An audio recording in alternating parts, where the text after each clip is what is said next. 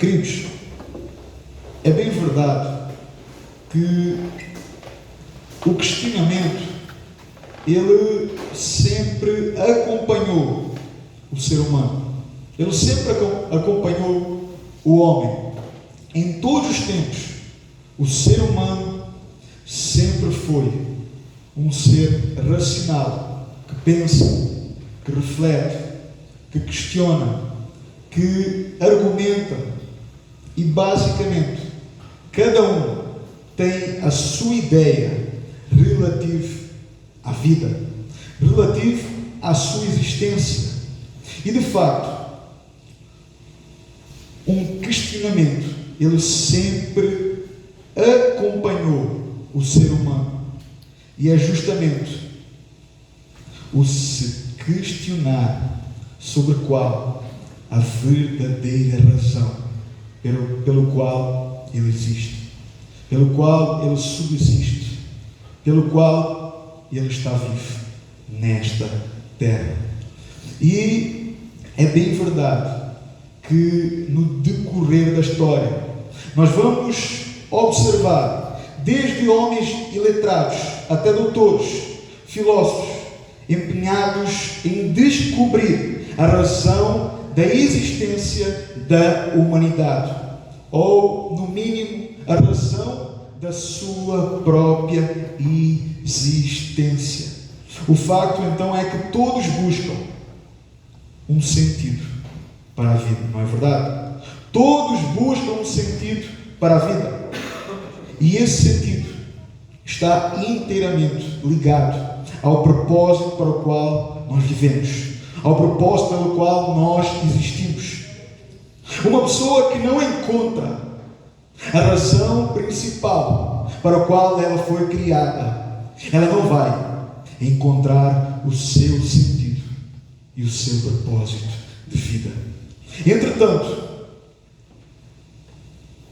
talvez a grande maioria das pessoas, elas pensam que essa razão, ela está ligada diretamente à sua vida, de forma particular e individual. E cada um tem o seu sentido distinto e particular de existir.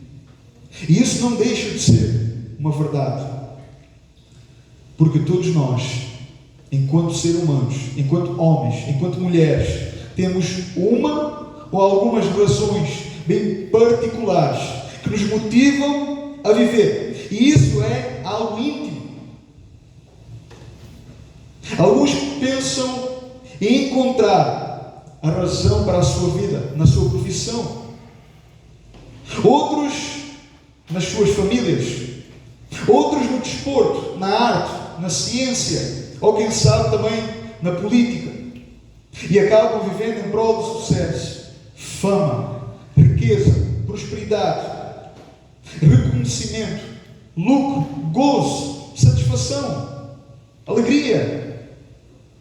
Entretanto, é preciso, queridos, nós lembrarmos que tudo isso, que todas essas razões, elas não são, nem nunca serão o verdadeiro propósito da vida. Elas não são a verdadeira causa, a verdadeira razão, o verdadeiro propósito para o qual o homem foi criado. Tudo isto são razões secundárias que envolvem o homem e ao mesmo tempo envolvem a vida, mas não são, nem nunca serão o centro da existência do ser humano. Então, é totalmente vital, queridos, que nós, enquanto seres humanos, que nós, enquanto homens, enquanto seres pessoais, entendamos o verdadeiro valor da vida, o verdadeiro sentido da nossa existência, o verdadeiro propósito em nossa vida nesta terra. E essa pergunta e a sua respectiva resposta, ela fundamentará a razão do nosso viver, porque ela vai estar ligada a um princípio estabelecido que define o verdadeiro valor e o verdadeiro propósito da nossa existência enquanto homens, enquanto seres humanos. E todos nós devemos conhecer essa realidade, essa verdade, para que não vivamos de forma equivocada, de forma errada, de forma inútil, ferindo e desconstruindo verdades eternas que terão peso eterno. E o breve catecismo do Westminster, ele traz consigo em seu conteúdo uma resposta clara e coerente que tem o seu amparo nas Escrituras Sagradas. Eles tratam disso logo na primeira pergunta, que pergunta o seguinte: olha o que eles perguntam: qual é o fim principal do homem? Ou qual o fim supremo e principal do homem? Ou melhor, qual é o verdadeiro propósito na vida do homem, na vida do ser humano? Então eles passam então agora a responder a essa pergunta de forma clara, simples e bem objetiva. Eles respondem: o fim principal do homem é glorificar a Deus e gozá-lo para sempre, alegrá-lo, satisfazê-lo para sempre. O fim principal do homem é glorificar a Deus e gozá-lo para sempre. E é importante realçar que esta resposta, ela está totalmente em harmonia, em conformidade com a palavra de Deus. E existem vários textos que dão fundamento bíblico a esta resposta. 1 Coríntios, capítulo 10, versículo 31, olha o que Paulo diz: portanto, quer comais, quer bebais, ou façam qualquer outra coisa, façam tudo para a glória de Deus. Isaías, capítulo 43, versículo 7: a todos os que são chamados pelo meu nome, e os criei para a minha glória, eu os formei e também eu os fiz. Romanos, capítulo 14, versículo 7 e 8: pois nenhum de nós vive apenas para si, e nenhum de nós morre apenas para si. Se vivemos, vivemos para o Senhor. Se morremos, morremos para o Senhor. Assim, quer vivamos, quer morramos, pertencemos ao Senhor. Então vejam as Escrituras Sagradas. A palavra de Deus não afirma que nós, enquanto homens, que nós, enquanto seres humanos, fomos criados para nos satisfazermos, para vivermos da forma que nós bem entendermos, para vivermos da forma que nós quisermos, de acordo com os nossos desejos, de acordo com os nossos deleites, porque isso é a voz ativa do mundo, esse é o padrão do mundo, esse é o ensinamento do mundo, mas não o padrão, não a voz das Escrituras Sagradas. Porque as Escrituras Sagradas, a palavra de Deus, nos afirmam que enquanto seres humanos nós fomos criados por um ser distinto, por um ser soberano, por um ser supremo. Há um Deus glorioso e pessoal que criou o homem com a imago dele, ou seja, o homem foi criado com a imagem e semelhança de Deus, e a sua única finalidade, o seu verdadeiro propósito, é glorificar a Deus, é glorificar o seu Senhor, é glorificar o Deus Trinitário. Portanto, eu passo a enfatizar que nós, enquanto homens, enquanto seres humanos, nós fomos criados sim para glorificar a Deus, para glorificar a Deus. Nós fomos criados para glorificar a Deus em tudo o que fazemos e gozar então da sua doce presença para sempre. E este sim é o fim principal da nossa existência, ao contrário do que muitos vêm pensando e vêm idealizando.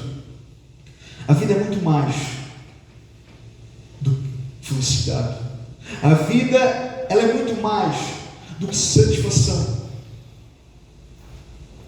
Porque a verdadeira felicidade, a verdadeira satisfação, ela não está no mundo, ela não está nas coisas, ela não está no homem, mas ela está sim no Criador, ela está sim em Deus. E à luz desta verdade, E à luz desta verdade eu quero usar o texto do apóstolo Paulo, no capítulo 11, no versículo 36. Porque vejam, este texto, ele está inteiramente ligado a esta verdade, a qual ela não pode ser negada, a qual ela não pode ser negligenciada, porque ela é imutável, porque ela é eterna. E nós, enquanto homens, enquanto seres humanos, devemos nos render diante do Criador, devemos nos render, devemos nos sujeitar a estas verdades, porque Ele é o Criador e nós somos as suas criaturas. Então, verdades estas que dizem respeito à própria vida, à própria existência, ao próprio fogo de vida que nos foi dado, que nos foi concedido pelo próprio Deus, que no final de contas, queridos, nem nos pertence, mas ela é de Deus, ela vem de Deus, ela vai para Deus e ela deve ser vivida inteiramente em prol de Deus, para a glória de Deus. Então é importante lembrar que Paulo, no capítulo 11, dos últimos 3 versículos, do versículo 33 ao versículo 36, Paulo ele está concluindo uma argumentação que vem então desde o capítulo 1 até o capítulo 11. E ele trata então, nestes capítulos, da teologia, da doutrina, da obra sublime de Deus por meio de Cristo, de um plano vitorioso, da obra redentora, que resgata homens pecadores da queda e que religa novamente o Criador para com as suas criaturas, que restaura então a imagem de Deus que havia sido danificada por causa do pecado original lá no Éden, e que reconcilia o pecador e traz então o pecador agora para perto de Deus, que traz então de volta o homem pecador para o verdadeiro propósito da vida, que é o quê? Glorificar a Deus. Então Paulo, ele vai explicar tudo isso agora de forma sublime, de forma gloriosa, de forma poderosa, mostrando que Deus é o arquiteto da salvação, mostrando que Deus é quem determina vir ao homem, que Deus é quem determina a salvação sobre o homem, que vem então para salvar homens, que vem então para adotar homens, que vem então para justificar homens, para fazer então homens caídos, agora participantes do seu reino e da sua glória. E no final então Paulo passa então a terminar agora este capítulo 11 com um cântico, com um louvor, com uma doxologia. Ele passa então agora da teologia para a doxologia. Ele passa então agora da doutrina para o louvor, da argumentação para uma adoração sublime diante de Deus. E ele vai mostrar que todo esse plano, que toda essa obra, que toda essa história redentiva, ela converge em glória, em glorificar, em exaltar o nome de Deus. E que tudo isso acontece com uma finalidade só: a exaltação de Deus, a glória de Deus, glorificar a Deus. Isto é, a criação, o homem, a queda, Cristo, a própria vida, a morte, o sepultamento, a ressurreição, a ascensão, a fé, a reconciliação, o perdão, a graça, a salvação. Tudo isso tem apenas uma finalidade. Tudo isso acontece por um propósito só: para glorificar a Deus. Então é precisamente isso que o apóstolo Paulo ele tem em mente no verso 36. E aqui neste verso eu quero destacar 4 verdades essenciais. Primeira verdade: Deus é a origem de todas as coisas. Primeira verdade: Deus é a origem de todas as coisas.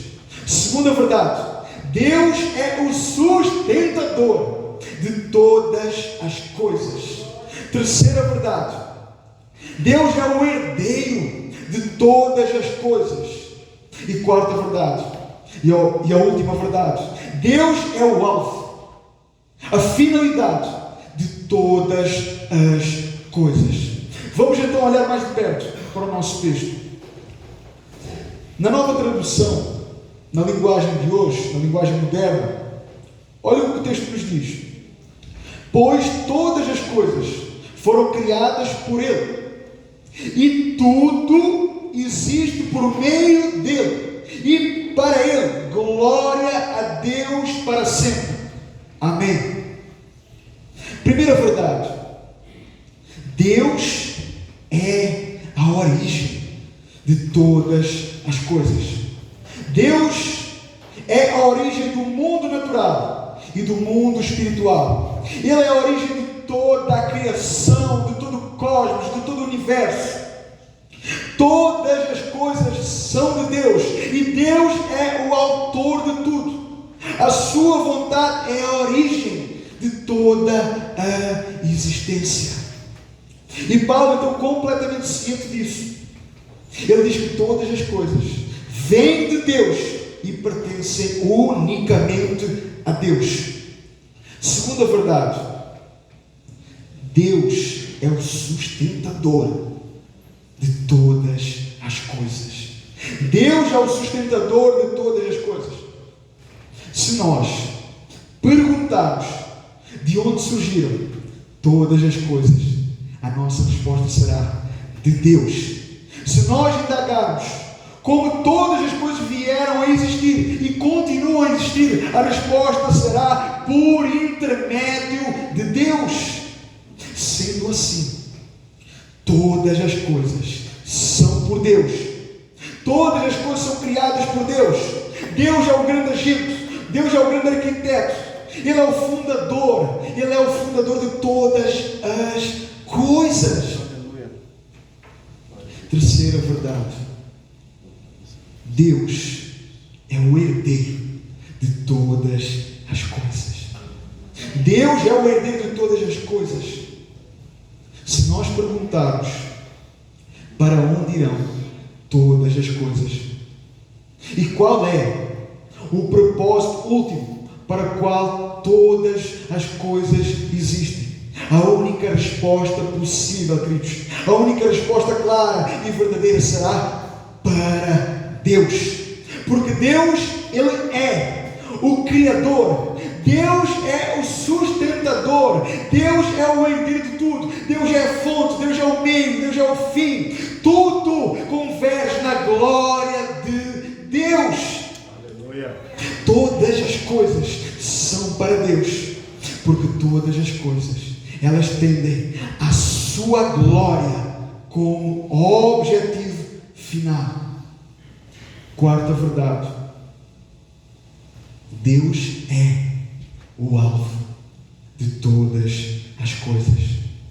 Por isso Paulo conclui a declaração dizendo: a Ele seja glória para sempre. Amém. Então tudo isso indica e aponta para uma verdade inquestionável e imutável, que nós devemos o quê? Enquanto seres humanos, compreender e nos render diante dessas verdades. A pergunta é: que verdade é essa, irmão Fábio? Essa verdade, ela diz respeito a quem Deus é. Porque todas as coisas, elas são de Deus. Elas vieram por intermédio de Deus. Elas vão para Deus e elas produzem glória e louvor para o próprio Deus.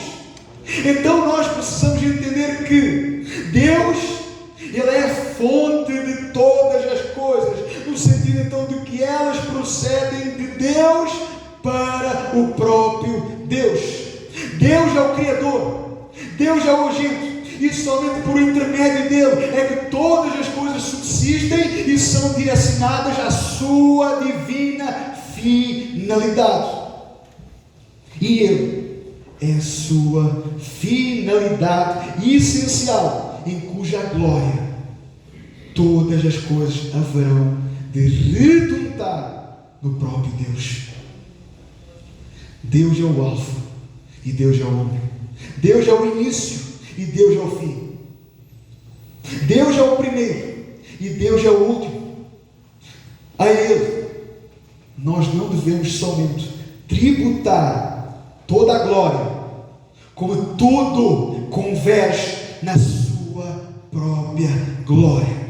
Então, entender isso é essencial, porque esta é a verdadeira razão e o propósito para o qual Deus criou todas as coisas, inclusive nós, seres humanos. É verdade que nós sabemos que o advento da queda trouxe consequências. É verdade que nós sabemos que o pecado entrou e trouxe então terríveis consequências. Inclusive, ele fez com que o homem caído e pecador passasse a trocar a verdade de Deus pela mentira, a justiça de Deus pela injustiça, o certo pelo errado, o bom pelo mal, passando assim a trocar a glória do Deus imortal por coisas inúteis e terrenas, passando então a servir e adorar as coisas que o próprio Deus criou, a criação, em lugar então do Criador, em lugar então de lhe prestar culto, devoção, adoração, que era então a sua verdadeira finalidade. Mas o homem então agora, por causa da queda, por causa do pecado, ele passa agora a seguir em contramão e se torna inimigo de Deus. Por isso o homem passa a não mais reconhecer Deus como Criador, como Senhor e como sustentador de todas as coisas, e passa então assim a seguir o caminho contrário e a amar aquilo que é mau aos olhos de Deus e a valorizar e amar aquilo que não deveria. Nós precisamos entender que é o pecado que conduz o homem e leva o homem para longe de Deus. É precisamente o pecado que tira do homem o senso da vida, o senso da responsabilidade, o senso do culto a Deus, o senso da adoração, o senso da veneração, o senso do Criador, do sustentador, do Deus que criou todas as coisas, que Ele é então o nosso Criador. É o pecado que destrói o homem e tira dele o verdadeiro valor e o verdadeiro propósito da sua vida, da sua existência. Ele apaga da vista o centro da missão, que é glorificar e viver para a glória de Deus. Entretanto, o Senhor da história, louvado seja Deus, o Senhor da história, o sustentador da história, o protetor da sua própria palavra, o protetor da sua própria história, Ele estabeleceu por sua própria autoridade, poder e glória, e intervir em forma humana, por meio da pessoa de Cristo, que é a segunda pessoa da Trindade, para resgatar e conduzir novamente os homens que perderam de vista o seu verdadeiro propósito, e assim então voltá-los a conduzi-los para o centro da sua própria vontade, para assim eles poderem novamente passar a glorificar a Deus, a gozar a presença de Deus, a desfrutar da presença de Deus, a amar a Deus, a andar com Deus, a caminhar com Deus. Na teologia de Paulo, ou na teologia paulina, Jesus é chamado do segundo Adão, em Romanos capítulo 5. E de facto, Paulo, ele faz então aqui uma extraordinária analogia, até porque se por Adão a humanidade fracassa e acaba caindo, agora por meio de Cristo, que é homem e Deus, ele triunfa. Se em Adão todos morrem, agora em Cristo os homens podem ser o quê? Vivificados.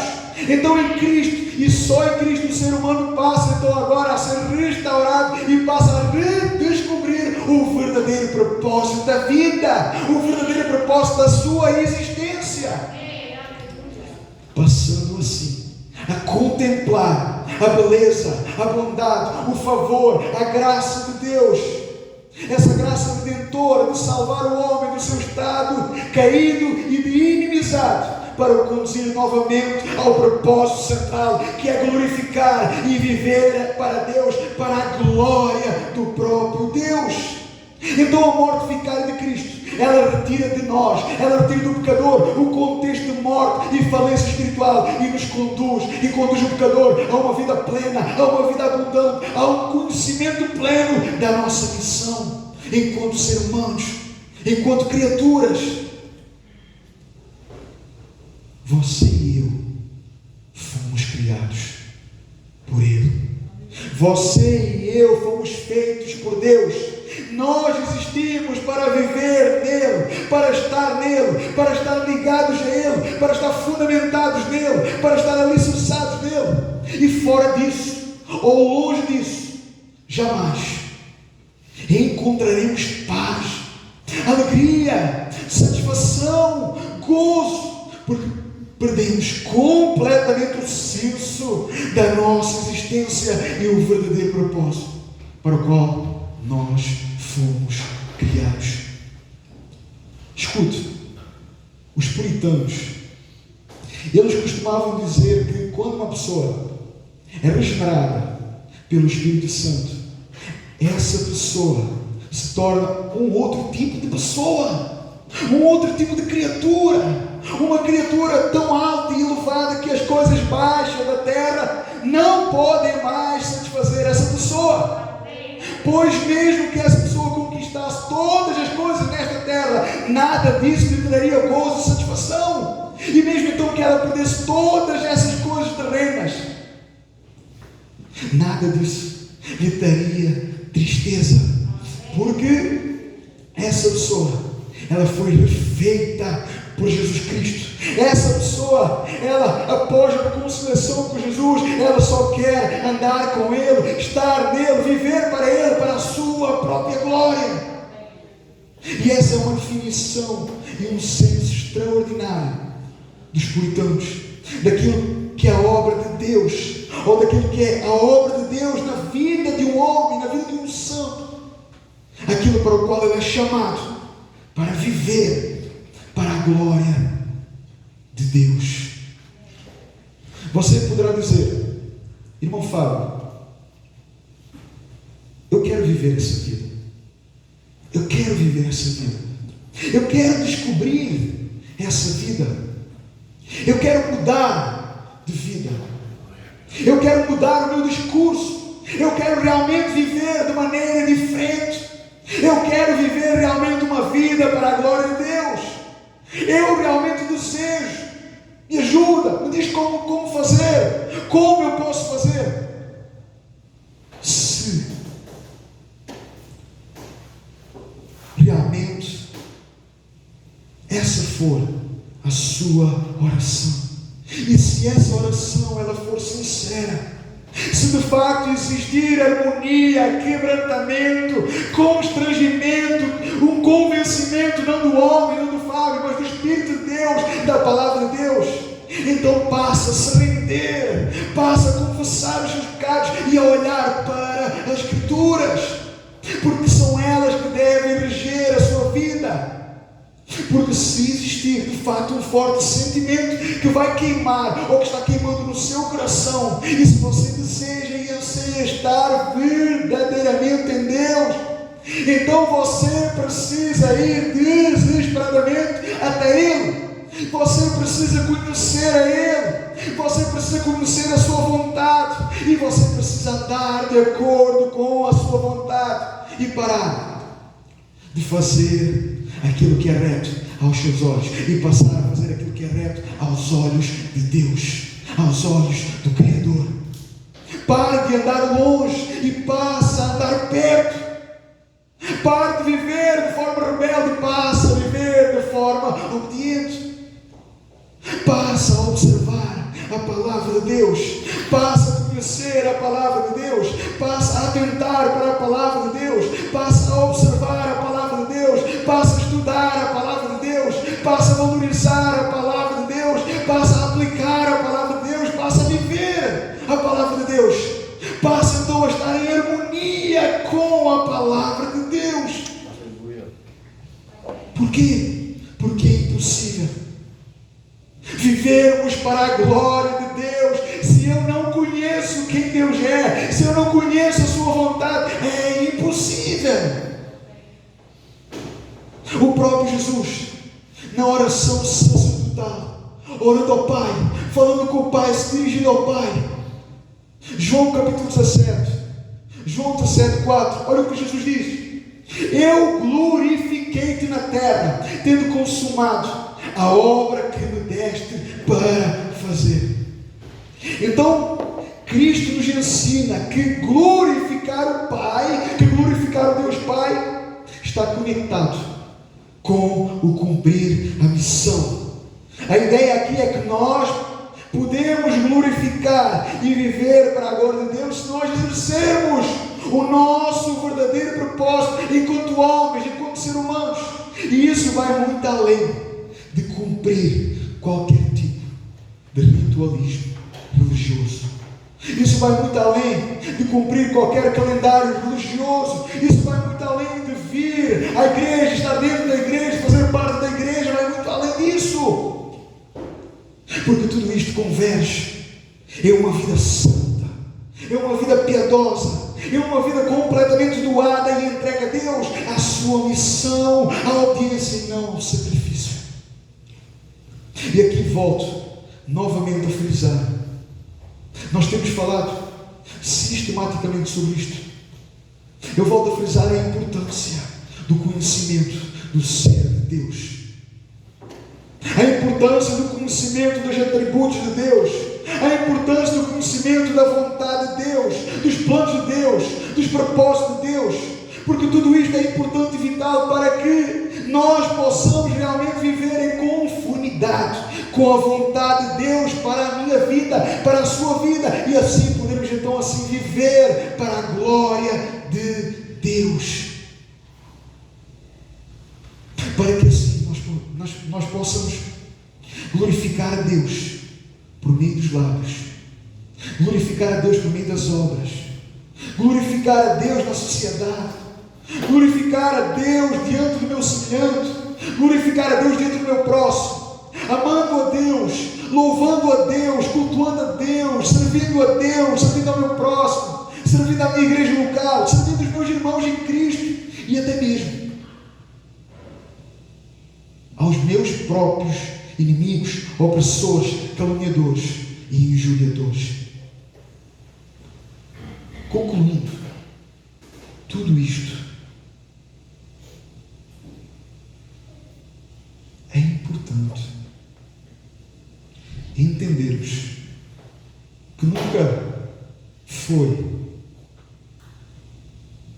sobre nós, nunca foi sobre nós, foi sobre Ele, foi sobre quem Ele é.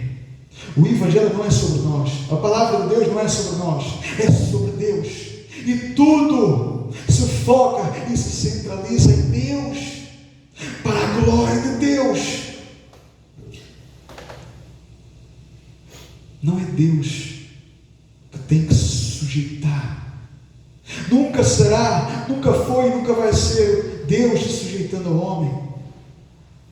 Nunca foi e nunca vai ser o próprio Deus, o próprio sustentador de todas as coisas, sujeitar-se, submeter a nós, homens, barro, pó, cinza. Somos nós, enquanto criaturas, enquanto homens, que devemos nos submeter a Deus, que devemos nos submeter à palavra de Deus, que devemos nos submeter a um Deus que é nada mais, nada menos que o nosso Criador, que o sustentador de todas as coisas, e nós somos apenas vassalos, servos, escravos, somos apenas criaturas. Por isso nós devemos viver como tal, Viver então em harmonia com o nosso chamado, com a nossa responsabilidade. E viver uma vida reta, obediente e para a glória de Deus. E aqui, ou nós vivemos essa vida, ou nós não vivemos. Ou nós nos submetemos, ou nós não nos submetemos. Viver essa vida, viver esse chamado, é uma responsabilidade que todos nós devemos assumir. E cabe a cada um de nós, queridos, viver com tal, em reverência, em zelo, em temor e tremor, e vivendo assim toda a vida em prol e para a glória de Deus. Oxalá o Senhor nos possa fazer compreender tudo isto, todas estas verdades, e vivê-las intensamente. Porque eu termino aqui. Se nós falharmos, nós fracassaremos e teremos vivido uma vida completamente inútil. E quem sabe, uma eternidade de condenação nos esperará. Porquê? Porque nós não vivemos a vida que Deus nos deu para a glória de Deus. Que o Senhor nos ajude, queridos, a repensar, a olhar para nós, a refletir quem nós somos, o que nós temos feito, o que nós temos feito com a vida que Deus nos deu. Nós temos vivido de facto para a glória de Deus. Nosso comportamento, nosso compromisso é realmente focado em viver para a glória de Deus? Ou vivemos para a nossa própria glória? Ou para a glória do mundo? Ou para a glória dos homens? Ou para o reconhecimento do mundo? Para ser amados, para ser aceitos? Devemos pensar e refletir. Porque, afinal de contas, a criação, o homem, ele foi criado para Deus. Não deixe de adorar Deus como Criador, Deus como sustentador de todas as coisas. Esse Deus é extraordinário. Ele é glorioso, majestoso, infinito, poderoso, sublime, eterno, extraordinário. Que nós possamos, de facto, viver para a glória de Deus. Curva a sua cabeça. Em nome de Jesus.